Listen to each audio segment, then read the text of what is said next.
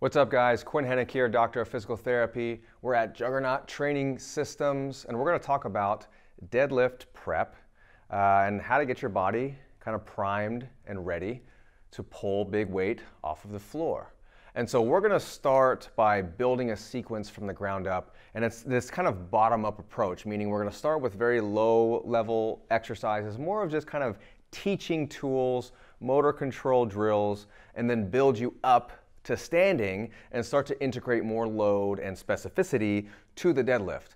We're doing it like that for the purposes of the video to give you context and to look at what a prep sequence might look like, kind of building from the ground up. However, in practicality, in reality, if you can use a top-down approach, that's better because it's more specific. It'll decrease the time that you spend warming up. And what I mean by a top-down approach is if you can just do more lighter deadlifts or something like an RDL or a split stance deadlift, all things that we're going to talk about, if you can just go straight to that and bypass the lower level exercises, that's better. It's more specific. It'll increase your fitness while it preps your body. However, there are some people who are dealing with current injuries. They're dealing with past injuries and maybe working into training after a time where they were laid off. And just newbies, people who are not familiar with the deadlift itself, they're not familiar with heavy loads. Sometimes those lower level exercises can be very beneficial. And so that's where we're going to start. And so we'll come over here. Deadlift extraordinaire and coach Liz Messina is going to take us through some drills. So we start in the supine position because supine is a very stable position. It's very easy to coach somebody in. It's very easy to teach. The athlete feels very supported, and so it's a nice starting point. It's very low level though. It's very non-specific to standing compared to other drills that we'll do, but it's a nice starting point. This drill, put one leg up here. Think of this as supine hip hinging, essentially, because you've got one leg that's in this hinge position. So it's essentially a single leg deadlift. Now, if you've got somebody who's always complaining that they feel like their quote unquote hamstrings are tight or they feel restricted when they bend forward to hinge, this is a lower level drill that can act as their new hamstring stretch. And so we've got a few variations. What I'm going to have Liz do is breathe in through her nose, exhale through her mouth, and kind of just tighten her abs down as she slides her leg out. And so essentially puts her into this single leg hinge position. Breathe in and bring the leg back. The breathing sequence is such that she can practice creating circumferential expansion and tension in her core, because that's what we're going to cue when it's time to lift heavier loads. It's that tight position where we breathe in to that brace and we create 360 degrees of pressure. And so that's what I'm cueing here. It's just reps, and it's just a teaching tool. So breathe in through your nose again. Exhale as she slides one heel out. And we're looking at 5 reps. Breathe in, create tension, and bring it back. And so you're getting length through the up leg, but you're also getting some core control here. Breathe in. Now, if you feel like you can't lock this knee out, and bear in mind that the knees are never hyperextended generally when we're deadlifting. So allowing a little bit of knee bend is perfectly fine. Allowing a little bit of plantar flexion of the ankle is perfectly fine. That's going to slack some of the structures in the back and maybe make this position more comfortable. If you can get to the point where you can go into dorsiflexion and have the knee extended and fully extend that leg, you are probably not somebody who needs a ton of stretching. You possess adequate mobility to achieve the deadlift positions. If you feel benefit to this drill, it's likely just because it's adding some motor control element. It's a nice warm-up. It gets things going, but it's nothing more than that. A way to progress this drill is to take this leg up in the air. Breathe in for me. Exhale all the way and lower down. And this is a pretty common exercise. A lot of guys who are familiar with some of the functional movement screen exercises, this drill has been around a long time. Breathe in. And I like it as just general prep for somebody who's getting used to controlling their hips. We can also add an element of core control here. Hold this kettlebell up in the air, Bring this leg up, breathe in, exhale hard, and just push this bell up towards the ceiling. So essentially, I'm just giving Liz leverage to use her abs. You can use a plate, or you can literally have somebody just push down on your fists, and it just forces the athlete, they automatically have to tension their abs. Breathe in, come back up, and relax. So 2 or 3 sets of 5 reps on each side. You get up and you feel a little bit looser, and then that drill did its job. And so this would be very useful, again, for somebody who's a little bit less comfortable hinging forward. Maybe they're coming back from an injury and they have some apprehension. This will get things moving a little bit, and you can supplement that, maybe with some rack pulls in between sets. You're hitting the supine hip hinging, and it's just getting things moving. If you're the type of athlete who is fine hinging forward, but maybe you lack that hip lockout, and you just want to send some type of connection to your hip extensors as almost just a teaching tool, proprioceptive cue to drive into hip extension at the full finish of the deadlift, we can take that into some very, very common bridge positions. So let's go into supine. Again, 2 feet on the ground. Now, the glute bridge is pretty much physical therapy 101. I'd say it's the most common exercise that everybody knows, and I would argue that it's done in such a manner that probably doesn't give any benefits whatsoever. It's already a very low-level exercise. It's already going to be very non-specific. It's not going to build a ton of fitness unless you're loading it with a barbell, which you can do. But the way that I see people perform this exercise is usually sets of 10 or 20, and they're just busting out reps as fast as they can. So just show me a bunch of reps where you're just like, boom. But yeah, they're just doing something like that. Now, I can see that maybe gives you a warm-up, but if we're trying to send some type of motor control, patterning, I want to control my lockout, I really want to learn how to drive with my hip extensors, the way that we perform the glute bridges with a little bit more focus and intent. So breathe in through your nose, exhale with some force, get your abs to turn on, and then drive and hold this position. Breathe in through your nose into that tension, exhale hard and drive. Good, ribs down, glutes forward, breathe into that brace, that expansion. And so Liz is learning how to create that circumferential expansion and pressure while she's driving up into hip extension. And this makes for great prep for the deadlift. People kind of freak out about sitting all day. We've got jobs where we're in a chair for 8 hours a day, and the literature is showing that if you can just get up and move every couple of hours, the effects of sitting are mitigated. But when it's time to train, this is a nice position to hit, and we can do the same thing with a little bit of load to leverage the abs. Push air into that brace. Exhale hard. And relax for a second. Now, we can always take that into a single leg component. If you feel some type of shifting or twist in your deadlift, a single leg bridge will at least kind of get the connections going with each side. It can sometimes clue you in to maybe which side is a little bit weaker, and then we can go into some higher level exercises to actually build strength and hypertrophy within those positions. But the single leg glute bridge is a nice little tool, and we'll use it or implement it the same way that we did for the double leg bridge. So breathe in through your nose, exhale with some force, and lift and hold. And again, we're trying to create some drive to the hip extensors, kind of reminding the body how to lock out the hips. And so when you go to stand up, you should feel like you have that connection. And then you incorporate that concept into your warm-up sets of your actual deadlift. You say, how did it feel to really drive with my glutes and hamstrings into full hip extension? That's what I'm trying to mimic when I go to the bar. You can even hit these types of drills in between sets, and that's where I think they're more beneficial. Because as I said, these lower level exercises will not really build fitness qualities for athletes who are conditioned, but what they will do is kind of create motor control and patterning. And so if you can intertwine them or in between some of your lighter barbell sets, you hit 40, 50, 60% of your max deadlift for a few reps, you're just warming up, hit some bridges in between, and then go to your next deadlift set with the same thought process of driving with your hip extensors into full extension. Then we'll take that into tall kneeling. So we're starting to build up our deadlift position. So tall kneeling is both knees on the ground. You know, if somebody's got a hip extension mobility restriction, that's something that can be maybe tested with a drill called the Thomas test.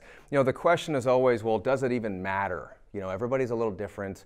5-10 degrees of hip extension here and there, you know, it's very, very hard to measure, and it's hard to even observe. And so that's why we'll just go ahead and we'll put athletes in positions that require hip extension and just have them be there and trust that the position and the drill is going to give them the mobility that they need for the lifts. And tall kneeling is one of those positions, because what we have here is a knee flexion, which is going to put the rectus femoris on a little bit of stretch. The rectus femoris muscle is a hip flexor. And so if we're stretching it, we're putting it into hip extension. And so if you feel like you can attain full hip extension, meaning straight line in tall kneeling, then when you stand up and you put slack on that rectus fem, you're definitely going to have full control of hip extension. So I like this drill as your mobility, you know, hip flexor mobility, but it's very, very active. And what Liz should feel is hamstring, she should feel a little glute, she should feel her abs that are holding her up from falling on her face, right? And then we can hold a little bit of load. So hold this guy in front of you. Breathe in, exhale really hard, ribs down. So the load is further trying to drive her forward. She has to use her abs to hold her up and drive her hips forward into full extension, and then relax for a second. Good. So that's tall kneeling. We'll hold that, you know, 3 or 4 sets of 5 full breaths. You can take that into reps, go into a little bit of hip flexion, and then drive forward into hip extension.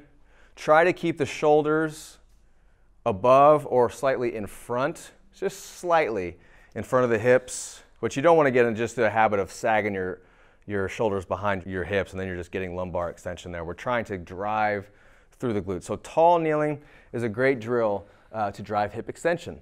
So let's take that into standing. We're starting to build these positions a little bit more. So RDLs are very, very effective at, number 1, giving people confidence in that hip hinge position. Number 2, creating strength in that position. 3rd, actually creating mobility. Eccentric loading will create range of motion improvements faster than unloaded static stretching, and you're creating strength within that range of motion because your muscles are contracted. And so we want to eccentrically load as often as we can. The RDL makes for great deadlift prep. We can take that into a single leg component to tease out any type of shifting that you've noticed in your deadlift that's affecting your performance, any type of twisting, you feel like one leg fatigues faster than the other, you feel like you're putting more weight on one side than the other, all of that stuff. Well, we'll just do some single leg hinging, and that takes care of things. We don't need to overthink it. So Liz is going to go into a double leg RDL, so both feet are on the ground to start. A little bit of bend in the knee, and so she's gonna hinge forward where she gets some just natural general lengthening through the hamstrings there. And then what I'm gonna have her do is shift her hips over, but nothing changes with these angles. She's gonna shift her hips over, and then she's gonna lift her right foot maybe an inch off the ground and hold. This becomes a little bit of a test for me. It becomes almost an assessment to see which hip she feels more steady and stable on. Then reset, both feet on the ground, shift over to the right, and same thing. And if you do this, what you'll find maybe not, is that one side is more stable or less stable than the other. But that needs to be somehow correlated, relax for a second, to anything that you feel in training. If you feel pretty even, everything's good, you're not having any issues, you can just stick with bilateral stuff. But if you are an athlete who seems to be having some imbalances, test your single leg stance on each side and see if there's any difference. If there is, let's say your right side is a little bit more unstable, so hinge forward or your left side, and shift towards me, so shift to your left. And then lift that right foot. we can just hold this position. Just hold that with load. Immediately, you're probably going to feel some glute, some hamstring, come back up, try to recreate that same position, slow. 3 to 5 second tempo on the way down. We're creating length through the posterior chain, but we're also creating strength in this position. This is very, very effective. If you can go straight to something like this and bypass the supine hip hinging, this is going to be where it's at because it's much more specific, okay? The disadvantage of the traditional single leg deadlift is that balance becomes a limiting factor. People are all over the place. You can't load it as heavy, and so while it's fantastic, we use it every day, it's very, very good to get somebody to at least acknowledge stance on both legs. We need to find an intermediate step to be able to load a little bit heavier, and this is where we insert the split stance RDL. So Liz is going to set up on this bar. The split stance RDL is kind of that middle ground between our bilateral stance and the single leg deadlift that we just did. It allows her to still load in generally mostly single leg position, but it gives her 2 points of contact. And so now balance is not nearly as much of a limiting factor, and we can load heavier. So if we want to truly create strength balance and hypertrophy balance between both sides, which we would say is optimal. How much doesn't matter, hard to say, but if we had a choice, we'd like to be balanced. The split stance RDL is really nice to attain that. So go ahead and hinge down towards the bar. Okay, so we've got about, maybe 85-15 or 80-20 as far as percentage. The front, we're definitely front foot loaded here though. So most of the leg, or most of your body weight is going to be centered over that front leg. The back foot is really just a kickstand. It's just holding you in place. And then Liz is going to do a Romanian deadlift. We keep her back neutral, and she's just hinging down to the ground, or as far as she can comfortably. I like to incorporate that 3 to 5 second tempo to get that eccentric load. Bend your knee a little bit less. So keep it, all the way down.